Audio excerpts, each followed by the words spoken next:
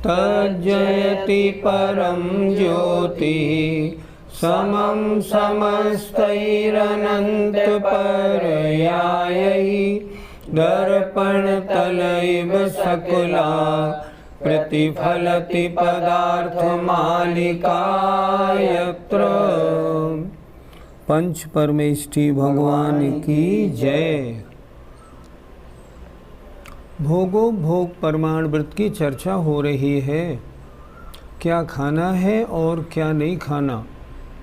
दूसरी बात, जो परिग्रह प्रमाण में भी जो वस्तुएं अपने भोग उपभोग में रखी हैं उनमें भी कुछ समय के लिए इतनी रखूँगा बाकी नहीं रखूँगा, ये भोगोपभोग प्रमाण व्रत है। पहली ज्ञानशाला में आपको बताया था जितने भी जमी कंद हैं उनमें अनंत जीव राशि होती है, इसलिए वे खाने योग्य नहीं। अब आज उसके आगे और देखते हैं। नवनीतं च त्याज्यं योनिस्थानं प्रभूत जीवानां यद्वापि पिंड शुद्धौ विरोधमवधीयते किंचित। और क्या क्या नहीं खाने योग्य है, कह रहे हैं नवनीतम मक्खन च त्याज्यम, वह भी छोड़ने योग्य है। क्यों छोड़ने योग्य है। योनि स्थानम, वह योनि माने उत्पत्ति स्थान है। प्रभूत जीवानाम, बहुत सारे जीवों का। मक्खन, हमने दही को भिगोया, लोनी निकली। उस लोनी को अगर हम अंतर्मुहूर्त के अंदर गर्म करके घी नहीं बना लेंगे तो उसमें बहुत सारे जीवों की उत्पत्ति हो जाएगी और वो सारे जीव त्रस्त जीव होंगे। इसलिए यहाँ कह रहे हैं मक्खन भी छोड़ने योग्य है, क्योंकि वे बहुत सारे जीवों का उत्पत्ति स्थान है। और भी आगे, यद वा अपि, और जो भी पिंड शुद्धौ, आहार की शुद्धि के विरुद्ध कहे गए हैं जो कोई भी, वो भी छोड़ने योग्य है। त्याज्यम वहाँ भी लगा लेना है, अर्थात भोजन शुद्धि में जो चीज़ें विरुद्ध कही गई हैं वे भी छोड़ने योग्य हैं।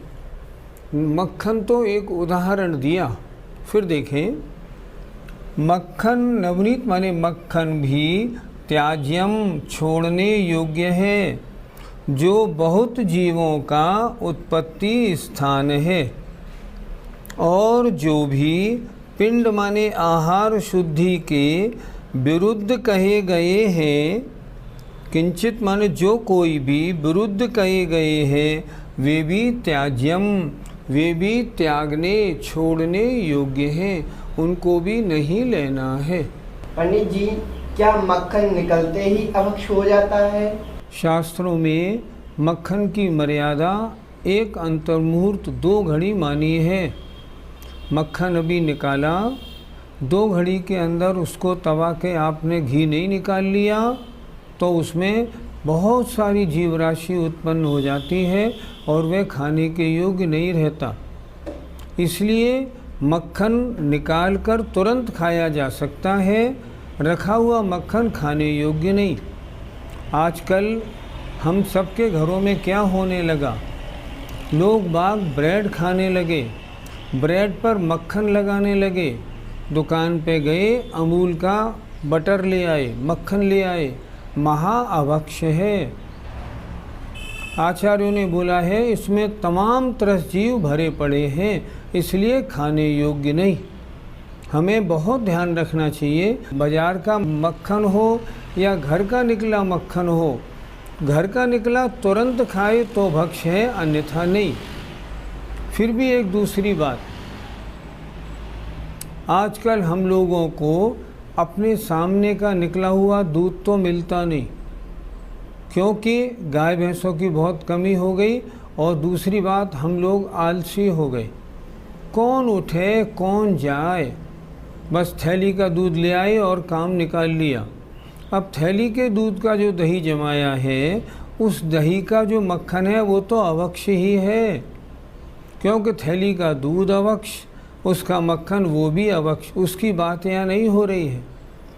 यहाँ तो बात उस दूध की है जो मर्यादित दूध लिया हो और शुद्ध दही जमाया हो, उसका जो मक्खन निकले वो भी एक अंतर्मूर्त तक खाने योग्य है, उसके बाद नहीं। पंडित जी, आजकल बड़े शहरों में गाय भैंस रखने की मनाही हो गई है। अब दूध दही शुद्ध कहाँ से मिलेगा?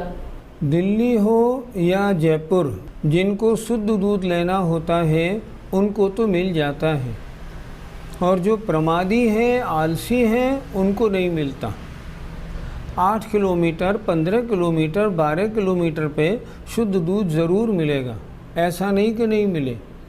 तो स्कूटर से जाएं, अपने सामने कढ़ाया और ले आए, और उसके दूध ले लिया और उसी का दही जमा लिया, तब तो शुद्ध मिलेगा, नहीं तो नहीं।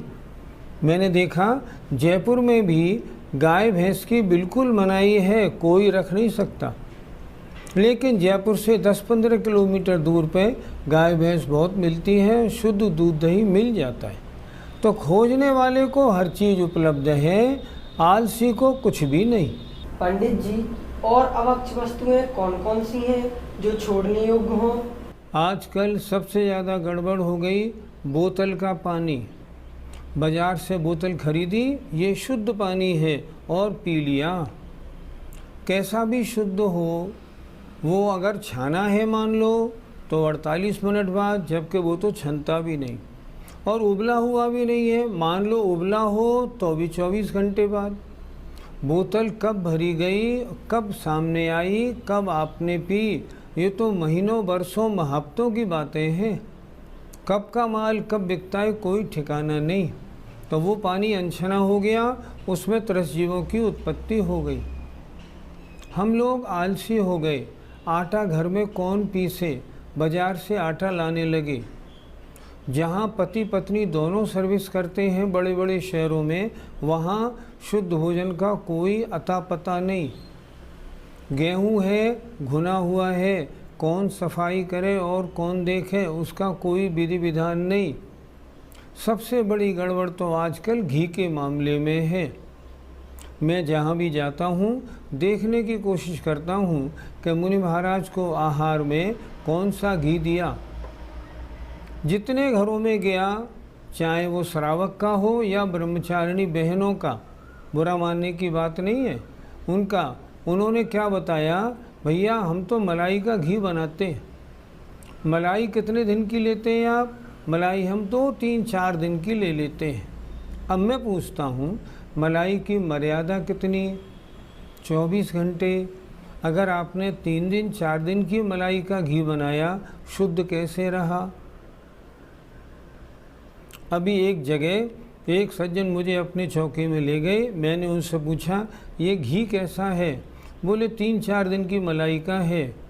मैंने फिर पूछा अच्छा दूध कौन सा है? दूध तो डेयरी का है।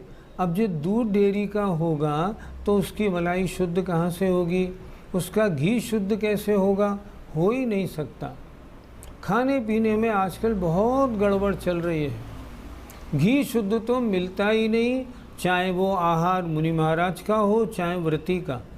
हम लोग क्या करते हैं, सामने वाले के विश्वास पे, उनने कहा शुद्ध है साहब, बिल्कुल शुद्ध है, मैंने खुद अपने घर में बनाया, यहाँ तक तो ठीक, कैसे बनाया ये हम नहीं देखते।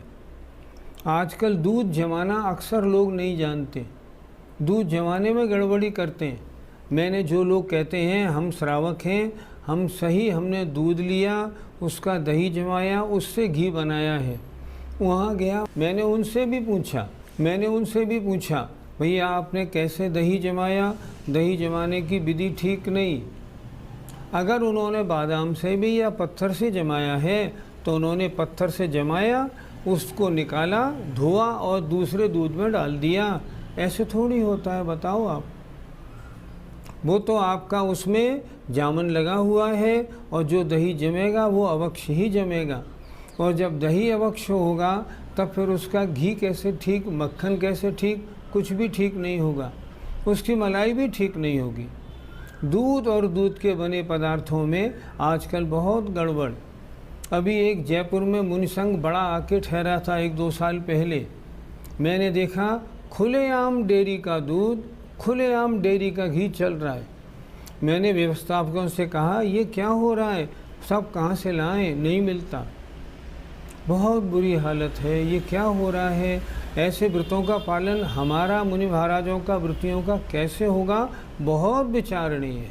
पंडित जी, आजकल नॉनवेज होटलों में पार्टियां होने लगी हैं और वो लोग कहते हैं कि ये सब वेज है, शुद्ध बनाया हुआ है, तो क्या उसको लेना ठीक है? आजकल नॉन वेज होटलों में दावत या पार्टियां या फंक्शन होने का तो फैशन चल निकला। जो लोग जरा भी अपने को पैसे वाला समझते हैं ना, नॉन वेज होटलों में दावत पार्टियां करने लगे। इस संबंध में बहुत दिनों पहले एक पुस्तक देखने में मिली थी, अनदेखा सच।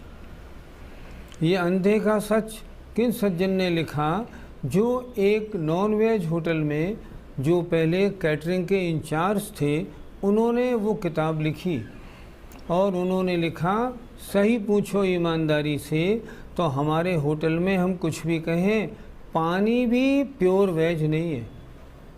अगर आपको हमारे यहाँ कुछ खाना हो तो सिर्फ एक वस्तु आपको मिल सकती है, हवा। हवा वेजिटेरियन है और कुछ नहीं। ये हालत है। उनका कहना है चम्मच वगैरह सब मिलती हैं, कोई किचन अलग नहीं होती। जो लोग कहते हैं मात्र धोखा है, किसी के कहने में नहीं आए। व्रती तो खैर घर के बाहर का भोजन करता ही नहीं है, लेकिन जो जैनी है ना, वो भी ऐसे होटल जो नॉनवेज होटलों में प्योर वेज खाना है वो बिल्कुल नहीं खाएं। भरोसा नहीं, आप खा रहे हैं तो समझना नॉन वेज ही आपका खाना है। इसलिए इनसे दूर होना चाहिए। हम जैनियों को भी नॉन वेज होटलों में पार्टी देना बंद करना चाहिए। सारा धर्म हमारा नष्ट हो रहा है। पंडित जी, और हमें किन चीज़ों का विशेष ख्याल रखना चाहिए? बारिश प्रारंभ हुई और आम में कीड़े पड़ना प्रारंभ हो जाता है, तो बारिश प्रारंभ होते ही आम खाना छोड़ देना चाहिए। जामुन में बहुत जीव होते हैं, जामुन के ही रंग वाले। कभी लीची आप देखो, लीची में ऊपर का डंठल तोड़ो, छोटी छोटी ढेर लटें आपको दिखाई पड़ती हैं। करौंदा बिल्कुल अवक्ष है, लिसौड़े बिल्कुल अवक्ष हैं, नहीं खाने चाहिए। तरबूज बड़ा वाला, तरबूज को आचार्यों ने 10 श्रावकाचारों में अनंत काय लिखा है।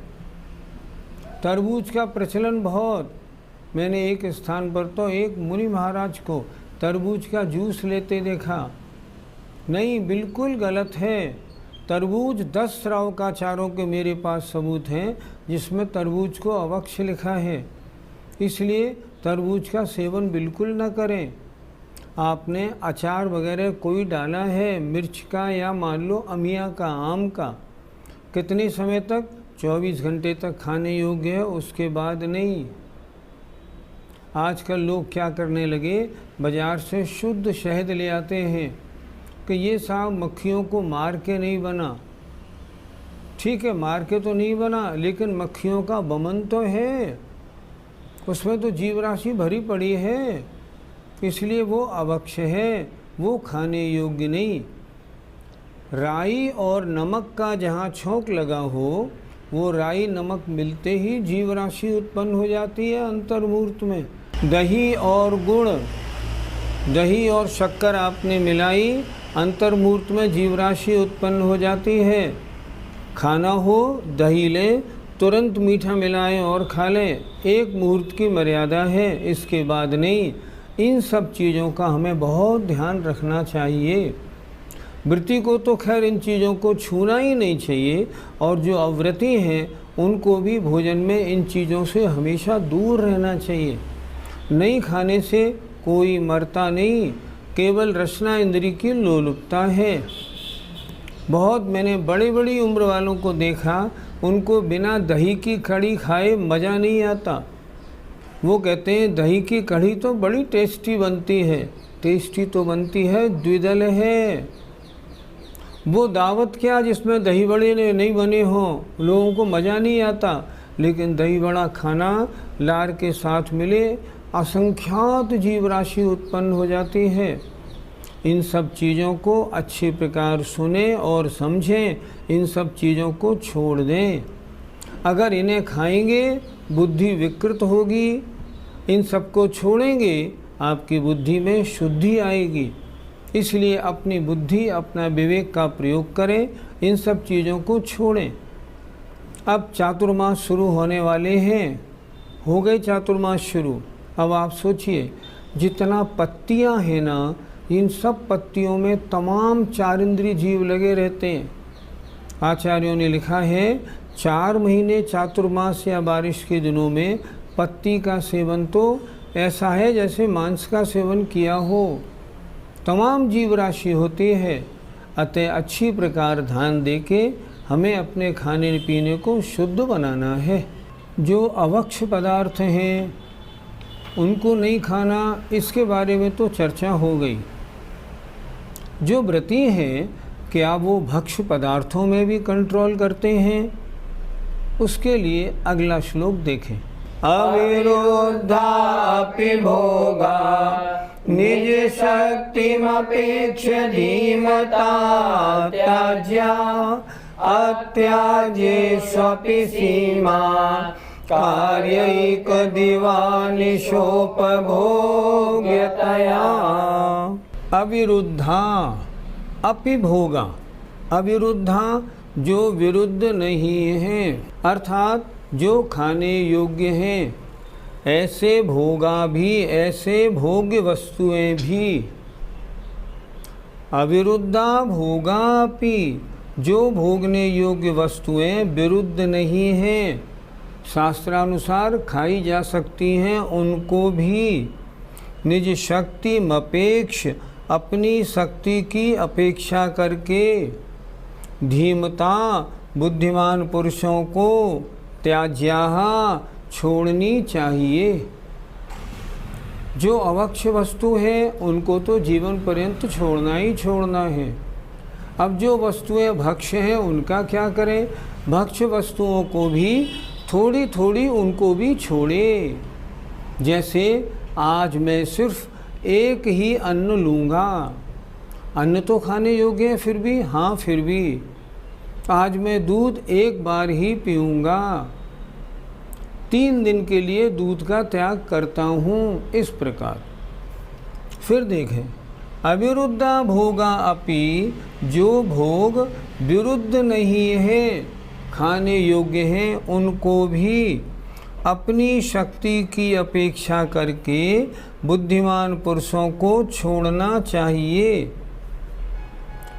अत्याज्येषु अपि, यदि छोड़े नहीं तो भी, अत्याज्येषु अपि, अगर न छोड़े तो भी, सीमा कार्य, उनकी सीमा करनी चाहिए।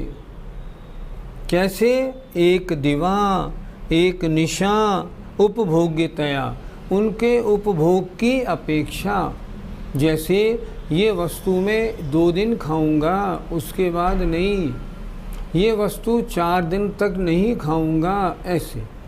जो खाने योग्य वस्तुएं हैं उनके लिए भी इस तरह त्याग करता रहे।